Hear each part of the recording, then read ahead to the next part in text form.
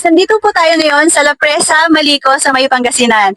So itatry po natin mag-picking ngayon ng strawberry. Makikita nyo po, nakalagay din na 20 pesos yung entrance fee, tapos 400 per kilo. Pwede po kayo mag-picking ng 1/4, half, or depende po sa gusto nyo. Yan, tara! Let's go guys, pasukin natin yung farm ng strawberry. Tara guys, pwede daw kasi kahit magkano. So makikita nyo guys, ito po yung mga ano nila, tanim na strawberry. Mula dito hanggang doon sa natatanaw nyo. Yan, let's go! Ate, saan po kami pwedeng mag-start ng picking?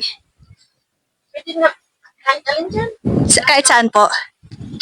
Let's go!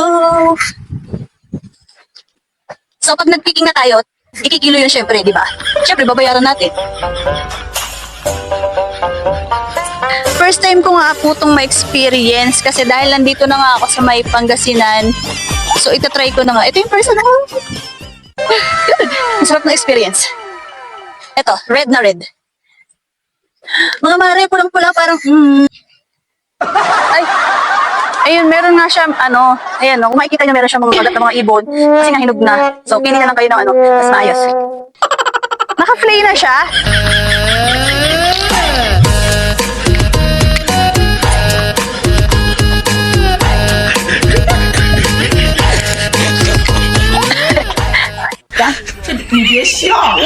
Ganda.